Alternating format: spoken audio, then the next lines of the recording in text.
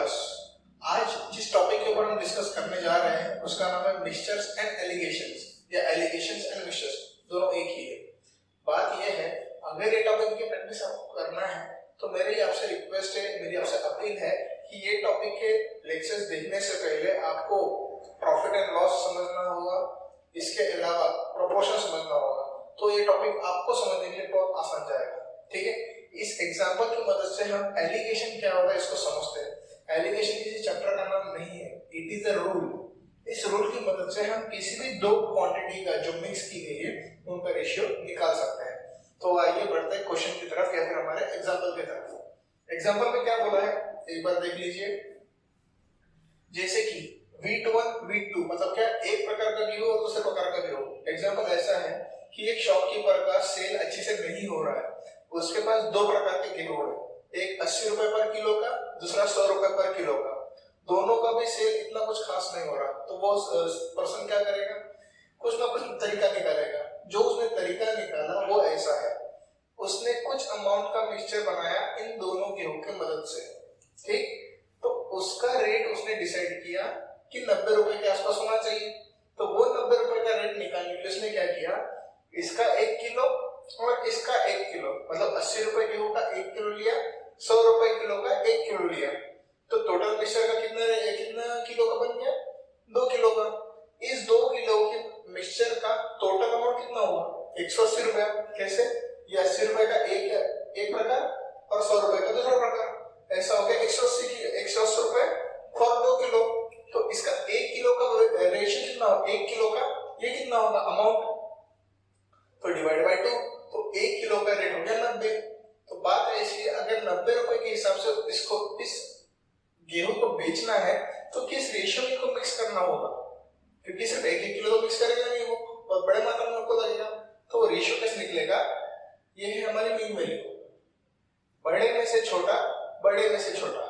देखिए V2 की value V1 से बड़ी है, इसलिए बड़े में से छोटा जो हमारी एवरेज वैल्यू वही है 90। 100 में से 90 गया, 10 बचा।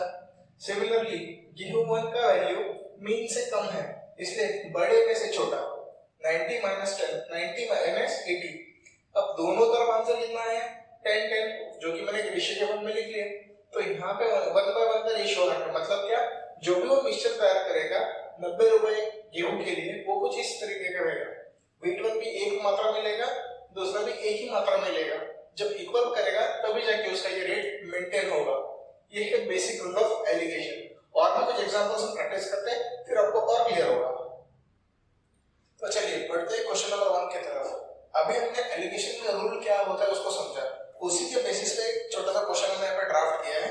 क्वेश्चन का स्टेटमेंट कुछ इस तरीके से है, in what ratio water should be added in milk of ₹38। मतलब यहाँ पे दो चीजों की बात हो रही है, मिल्क एंड वाटर। ओके, हमको मिल्क का रेट गिवन है कितना, ₹38, दैट टू पर litre. Clear, so that value of mixture की वैल्यू कितनी होनी चाहिए, ₹30 पर लीटर। मतलब यहाँ पे दूध और पानी का मिक्सचर तैयार किया, दूध का रेट था 38 रुपीस पर लीटर, और इनका मिलावट करने के बाद मिक्सचर जो भी बनेगा दूध और पानी का, उसका रेट उन्होंने डिसाइड किया कितना, 30 रुपीस पर लीटर। क्वेश्चन में ये बोला है कि वाटर का रेशियो कितना होना चाहिए, वाटर का कंटेंट कितना होना चाहिए। अब यहाँ पे हमको डाटा अनइवन लग रहा है, क्योंकि मिल्क का रेट गिवन है, मिक्सचर का रेट गिवन है, पानी का कुछ भी रेट गिवन नहीं है। यही इस क्वेश्चन की खासियत है। अगर आपको ऐसे टाइप का क्वेश्चन अगर नजर आया जिसमें दूसरे क्वांटिटी का आपको वैल्यू गिवन नहीं है, रेट गिवन नहीं है, कुछ भी जो क्वांटिटी इसकी है उसके करस्पॉन्डिंग सामने वाले की गिवन नहीं है, सीधा उसका आंसर 0 ले लेना। और वैसे भी पानी बहुत मात्रा में अवेलेबल है पीने के लिए, बस हम यूज अच्छे से नहीं करते। पर फिर भी इस एग्जांपल के पॉइंट ऑफ व्यू से अगर बात करें तो यहाँ पे cost of water is 0, free में मिलने वाला पानी सिंपल। तो यहाँ पे बाकी का एग्जांपल सॉल्व करना है। रूल क्या बोलता है, बड़े में से छोटा, बड़े में से छोटा किया तो कितना आता है 8, 38 माइनस 30 इज 8। सिमिलरली बड़े में से छोटा 30 में से 0 गया, कितना आया 30। तो ये जो भी रहेगा हमारा, इसको बोलते हैं रेशियो।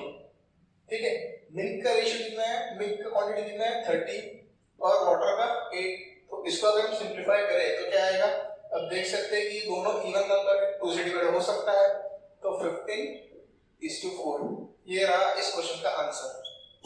ठीक है, ये बहुत ही बेसिक लेवल का क्वेश्चन था और भी देखते हैं आगे। चलिए आगे बढ़ते हैं। अभी हमने एलिगेशन का रूल समझ लिया है, अब मिक्सचर एंड एलिगेशन के क्वेश्चन किस तरीके से ड्राफ्ट होते हैं उसको समझते हैं। ये एग्जांपल आप बहुत ध्यान से समझिएगा, क्योंकि इसमें अगर आपके कॉन्सेप्ट क्लियर हो गए तो कोई भी क्वेश्चन आ जाए मिक्सचर एलिगेशन का सॉल्व जरूर हो जाएगा।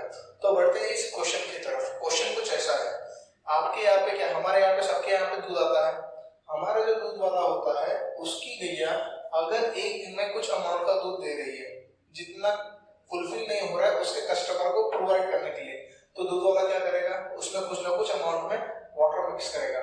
इसी एक बेसिक एग्जांपल के बेसिस पे मैंने ये क्वेश्चन ड्राफ्ट किया है। समझिए क्या हो रहा है कि एक दिन में दूध वाले को 15 लीटर दूध डिस्ट्रीब्यूट करना है, ठीक, पर उसके गैया ने हमेशा 15 लीटर दूध देना ये जरूरी तो नहीं होता, तो वो ऐसे वक्त क्या करेगा, कुछ ना कुछ अमाउंट में वाटर मिक्स करेगा जितना दूध निकाला उसमें। तो एक बार उसने क्या किया, रेशियो मेंटेन किया 8:2 का। इसका मतलब ये नहीं होता है कि 8 लीटर दूध निकाला और 2 लीटर उसमें पानी डाला, नहीं, मात्रा कुछ ऐसा सेट किया वाटर और मिल्क का कि मिल्क 8 कंटेंट है और वाटर 2 कंटेंट है, सच दैट इन दोनों का एडिशन उस एक्स वैल्यू से मल्टीप्लाई करने के बाद आता है 15 लीटर्स। क्लियर? अब ऐसा दूध वो आपके घर पे लेकर आया, आपके घर पे उसने 3 लीटर का डिस्ट्रीब्यूशन किया। बात यह है कि ये जो हमारे घर पे 3 लीटर का दूध दिया, क्या इसमें से ये रेशियो कम होने वाला है? नहीं, यहाँ पे उसी रेशियो में हमारे घर पे दूध आया है। कितना है? 8:2। तो मतलब इस 3 लीटर के दूध में जो आपके घर पे आया है 8 हिस्से किसके? दूध के, और 2 हिस्से हैं किसके? पानी के। अब यहाँ पे आता है क्वेश्चन, एप्टीट्यूड में क्वेश्चन कैसे ड्राफ्ट होगा, calculate the quantity of pure milk present in 3 litres of mixture. तो कैसे निकालें, बात ये है। तो देखिए यहाँ पे हमारा रेशियो कितना गिवन है, 8:2 का, तो इन दोनों रेशियो को अलग अलग लिखो, 8:2, दोनों का एडिशन करेंगे तो कितना आएगा, 10, बराबर। आपके घर में कितना लीटर आया इसमें का, 3 लीटर, ठीक। अब हम इसको अगर सिंप्लीफाई कर देंगे तो हमको पता चल जाएगा कि हमारे इस 3 लीटर के दूध में असल में दूध कितना है और पानी कितना है। तो वो कैसे निकलेगा, देखिए 8/10 into 3 is to 2/10 into 3। Clear? तो यहाँ पे अगर सिंप्लीफाई करेंगे तो आंसर कितना आएगा, 0.8 into 3 ये आता है 2.4 is to 0.2 into 3 0.6। अब ये जो रेशियो आया है ये रेशियो और कुछ नहीं, अमाउंट ऑफ लीटर्स है। मतलब आपके घर में जो 3 लीटर दूध उस दूध वाले ने दिया उसमें मिलावट के बाद पता चला कि 0.6 लीटर जो था वो पानी था और 2.4 लीटर जो था वो दूध था। ऐसा वो 3 लीटर का मिक्सचर आपके घर पे आया है। ये हो गया पार्ट 1। पार्ट 2 में अब 3 लीटर तो आपके घर पे आ गया, वो शुरू में कितना लेकर गया था, 15 लीटर, तो बचा कितना उसके पास, 12 लीटर, करेक्ट। पर उसको बाद में रियलाइज हुआ कि ये जो 15 लीटर का दूध है ये उसको कम पड़ रहा है, क्योंकि नंबर ऑफ कस्टमर बढ़े हुए थे जो उसको ध्यान में नहीं था। तो वो क्या करेगा, इस मिक्सचर में सिर्फ दूध ऐड करेगा।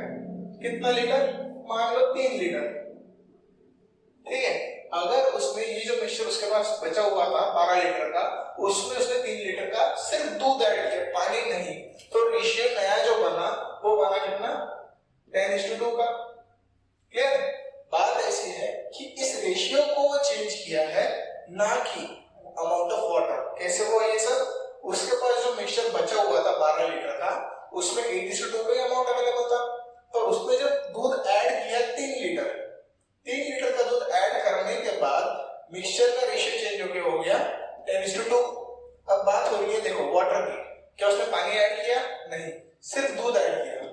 तो इसके कारण उसके मिक्सचर में तो रेशियो में चेंज हो गया, पर अब ये 12 लीटर का रेशियो कितना, अभी भी 12 लीटर का रेशियो वही रहेगा। क्यों ऐसा मैं बोल रहा हूँ, क्योंकि यहाँ पे मैंने 3 लीटर इसमें ऐड नहीं किया है, ठीक। तो ओरिजिनली जो उसने 15 लीटर का मिक्सचर शुरू में लाया था उसमें कितना दूध और कितना पानी, ये अगर निकालना तो कैसे निकालेंगे, उसको भी निकाला जा सकता है। देखो कैसे, जैसे कि यहाँ पे ओरिजिनली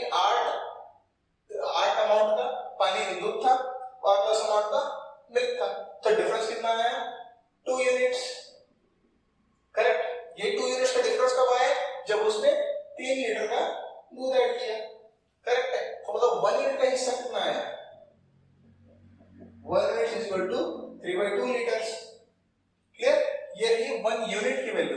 बात अभी हमको करना है कि इस 15 लीटर में ओरिजिनली कितना दूध था और कितना पानी था, वो निकालना। तो कैसे निकालेंगे?